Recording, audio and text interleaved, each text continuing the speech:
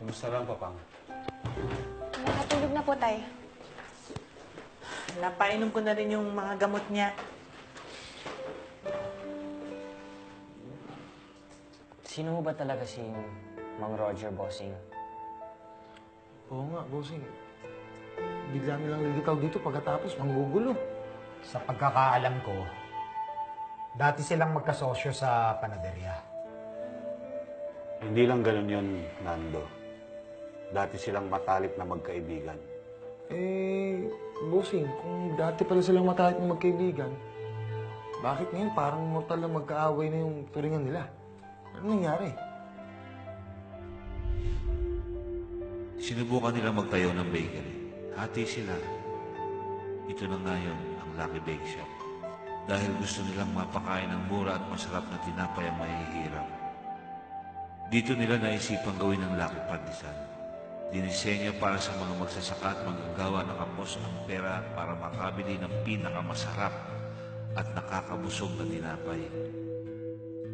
Pareho rin nilang napagkasunduan na ang mga sangkap na gagamitin sa espesyal na tinapay na ito ay natural at walang halong kemikal.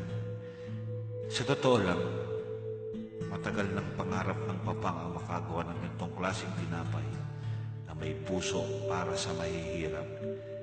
Kaya sa tulong ng matalik niyang kaibigan na si Mang Roger, nagawa nila ang tamang fermentation dahil sa kakaibang talas ng pang-amoy nito. Ano sa tingin mo, Roger? Ayos na yan! Pwede na mag-umpisa. Ako, ang pangarap. Tama kayo.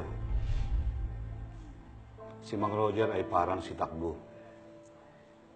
Meron siyang pambihirang talas ng pang-amoy. Isang talento na hindi lahat ng panadero ay maaaring magkaroon. That's my boy. Tay, ano po ba talaga nangyari? Bakit sila nagkahiwalay? Sumikat ang tinapay na ginawa nila para sa mahihirap. Ito na nga yung Lucky Pandesal. Tinangkilik ito hindi lamang ng mahihirap kung hindi ng lahat. Lumaki ang dating maliit na Lucky Bake Shop.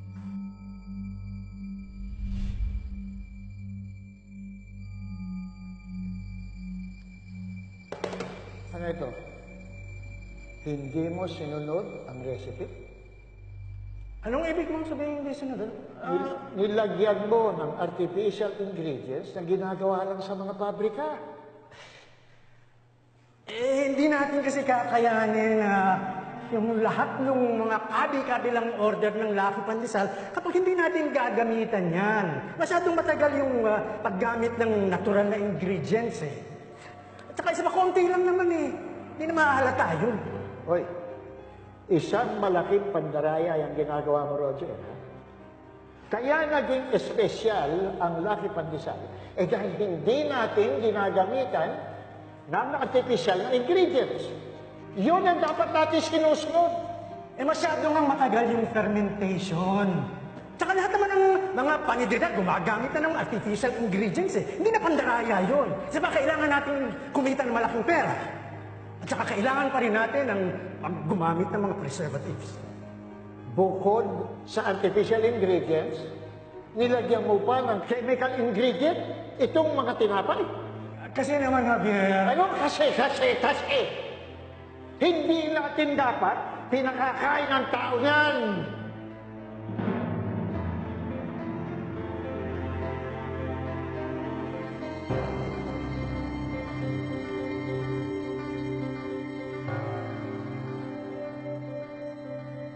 Nagdesisyon ang Papang na maghiwalay na sila ng landas ni Mang Roger.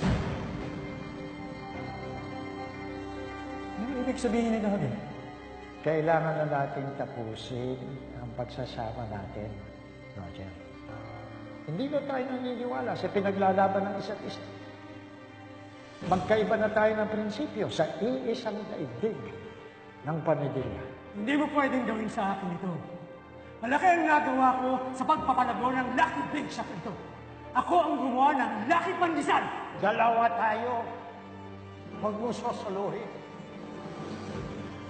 Kung hindi mo masusunod ang mga patakaran mo sa paggawa ng tinapay, malaya kang gumawa ng recipe mo sa ibang paniderya. Habang ako, sarili kong recipe gagawin ko dito sa Lucky Bakes.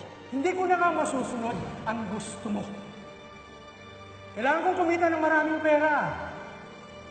At hindi ko kailangan ng mga papuri ng mga mahihirap. Ganon. Ganon pala. Eto. Eto ang hati mo sa kinita natin.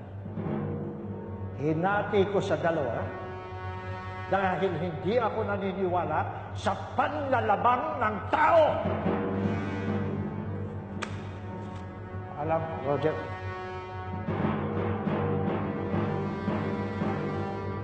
At ang balita namin, nagtayo ng sariling panaderya si Mang Roger. Gumawa rin siya ng sarili niyang Lucky Pandesal. Pero hindi ito tinangkilik ng publiko dahil puro preservative ang nilagay niya rito. Pero bakit po hindi na ulit gumawa si Master ng Lucky Pandesal? Magmula po nung pumasok ako rito, naririnig ko lang tungkol sa Lucky Pandesal. Pero di ko nakita ulit ang paggawa niya rito. Ayaw nang gumawa ni Master ng Lucky Pandesal. Kasabay ng paghihiwalay nila ni Mang Roger, ang paglimot niya sa pamosong tinapay.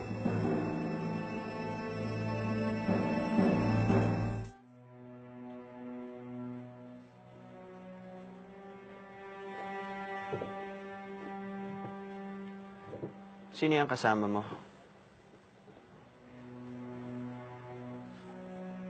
Di ba gusto mong pabaksakin ng Lucky Bake Shop? Siya ang tutupad sa paghihiganti mo. Paano mapapabagsak na isang kagaya niya ang Lucky Bake Shop? Hindi ko siya kailangan. Sa Home for the Aged siya pumunta. Doon siya kailangan. Atak, kilalanin mo muna kung sinong kaharap mo ngayon bago ka magpuputak. Si Roger Buen ang kaharap mo ngayon. Nakaimbento ng sikat na Lucky Pandesal ng sinasamba mong si Master Javier. Ulitin mo nga yung sinabi mo, tanda. Totoo ang sinasabi niya, Michael. Siya ang nakaimbento ng Lucky Pandesal. Inangkin lang ito ni Master Javier.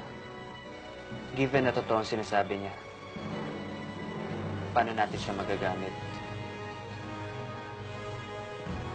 Huwag kang mag-alala. Malapit na magsara ang Lucky Bake Shop. Sa tulong ni Rob.